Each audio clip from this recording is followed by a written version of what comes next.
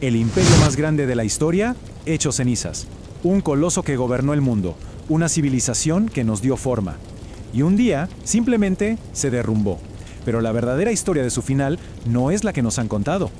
Esa es la pregunta del millón, ¿verdad? Ha hecho eco durante siglos.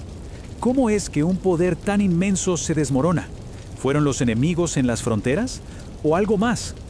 La respuesta, créanme, es mucho más profunda. La historia oficial, la que sale en los libros, nos da una fecha y un nombre. El momento preciso en que un mundo se apagó. Imaginen la escena, año 476. Odoacro, un líder germano, entra a Roma y le quita la corona al último emperador, que era apenas un niño, Rómulo Augustulo. Y con ese simple acto, el Imperio Romano de Occidente es borrado del mapa. Ese es el final de la película, ¿no? Bueno, no tan rápido. Ahora bien, la explicación más fácil, la que todos hemos oído, culpa a los de afuera, a esas hordas que golpeaban las puertas del imperio sin descanso. Visigodos, vándalos, hunos, los nombres suenan como martillazos contra una muralla. Por décadas, una presión brutal golpeó a las fronteras. Tribus enteras, huyendo del hambre y la guerra, querían un pedazo de un imperio que parecía eterno. A simple vista, claro, era la tormenta perfecta. Y los golpes, fueron devastadores. En el 410, los visigodos entran y saquean la mismísima Roma, la ciudad eterna humillada. Años después, en el 455, los vándalos repiten la hazaña. El mito de que Roma era invencible quedó hecho polvo. Pero aquí es donde la historia da un giro. Todas esas invasiones no fueron la causa real de la caída, no. Fueron solo el síntoma. La verdadera enfermedad ya se estaba comiendo al imperio desde adentro. El verdadero colapso no vino de un ejército enemigo, empezó en el corazón de Roma. Era como un gigante con pies de barro, y esas grietas internas llevaban mucho tiempo abriéndose, mucho antes del golpe final. Fueron 3 fisuras, 3 heridas mortales que crearon un abismo. Una economía en ruinas, un caos político total y un ejército que ya no era lo que fue. Una espiral descendente de la que ya no había escapatoria. Primero, hablemos de la economía. Imaginen una inflación tan salvaje que el dinero valía menos cada día que pasaba. Súmenle a eso impuestos tan altos que ahogaban a la gente común. El comercio, que era la sangre del imperio, se detuvo. ¿Y para qué era todo ese dinero?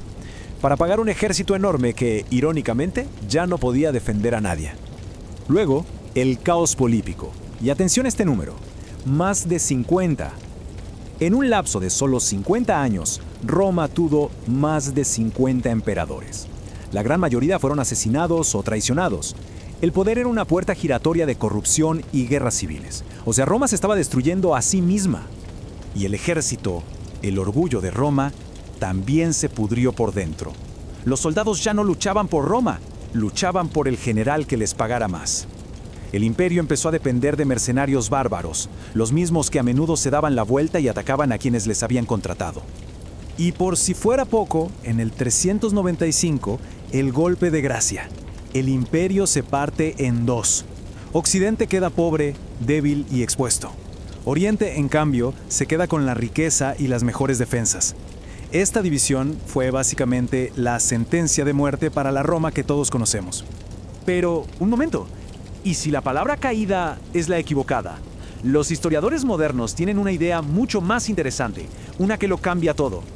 Lo que proponen no es un colapso de la noche a la mañana, sino una transformación lenta, gradual. Las instituciones romanas no se esfumaron, sino que evolucionaron, se mezclaron con las nuevas culturas que llegaron.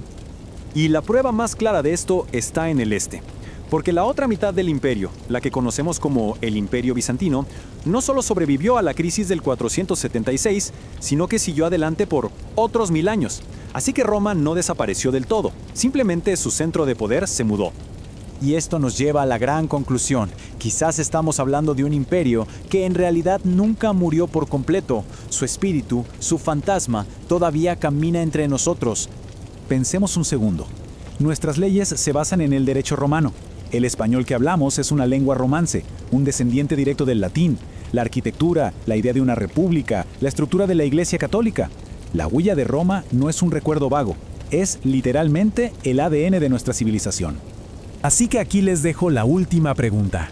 Si los cimientos de nuestro mundo se construyeron sobre las ruinas de Roma, si sus leyes, su lengua y sus ideas todavía nos definen hoy, ¿realmente podemos decir que Roma cayó?